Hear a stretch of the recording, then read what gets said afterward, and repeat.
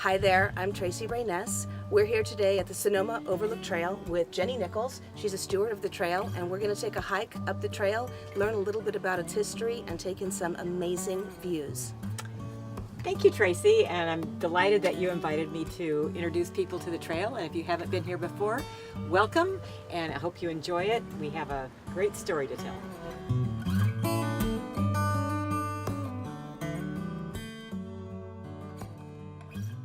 So we're here at the trailhead, and so what's the best route to take? Which way do people want to go? What's the quintessential Overlook hike? Well, Tracy, this is probably the best way to do the Overlook. Come here at the trailhead. You park right here. There's plenty of parking.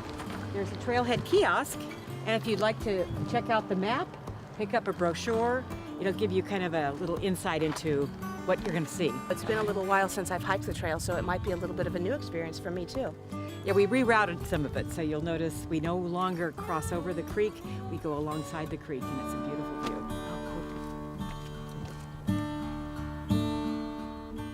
view. This is a rattlesnake cutoff, and this will go over to Montini Trail. So you can either finish up here, go to the left, and that's another loop around. It's a couple-mile loop, and you can end up in the same place.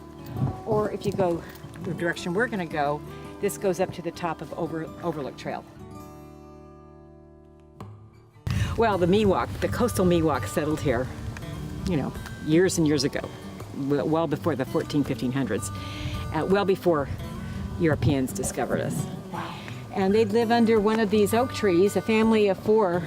One oak tree could support a family of four for the winter, because they would take the acorns and mash them and process them in the creek and be able to eat them and make breaded items and other things out of them.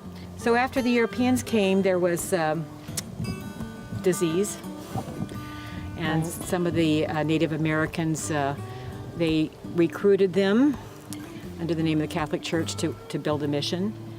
You probably heard of Shockin' Hill, Yes. which is next door. The next hill over was the first Jew in Sonoma, and he was a retailer, and he actually did all the mining here with basalt. And a lot of the streets in San Francisco and Santa Rosa are built from the basalt from this hill. And that was a thriving business here until, a few years after the earthquake, when they went to the car, and the car didn't work very well on basalt. Right. So Sebastiani came over as a stone quarry man. A lot of the Italians came here to work the stone quarries.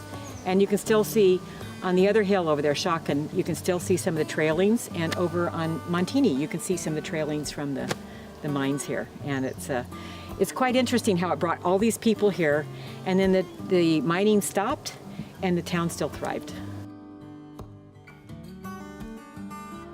Every Wednesday morning we have a community hike that's free. Anybody that wants to come and hike, we meet down at the kiosk. We come up here, we go to the top, and we come back down, and then we go to Pete's for coffee. Nice. An hour round trip. And it's a great way to enjoy the trail with other people, and you don't have to do it by yourself. And then we do other hikes throughout the year.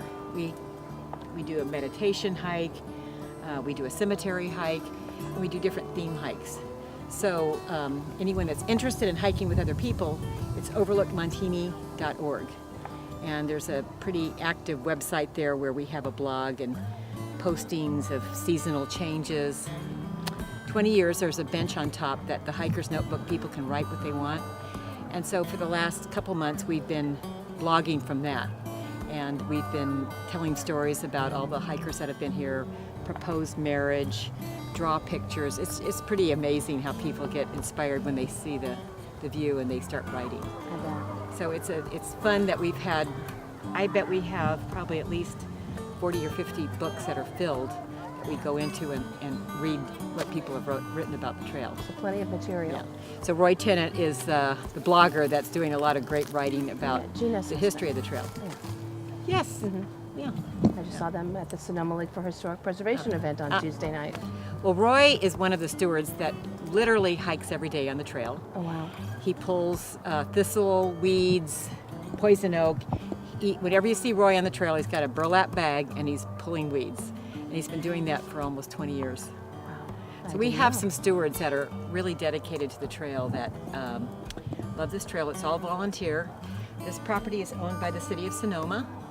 When there was a movement underfoot with the city to put a hotel up here, you probably remember that. I do. Yeah. I've heard about it. Yeah, so there was a big high-end hotel that was going to build at the top, and a citizens group said, no, we want to keep this as a trail and open space, and you can see why.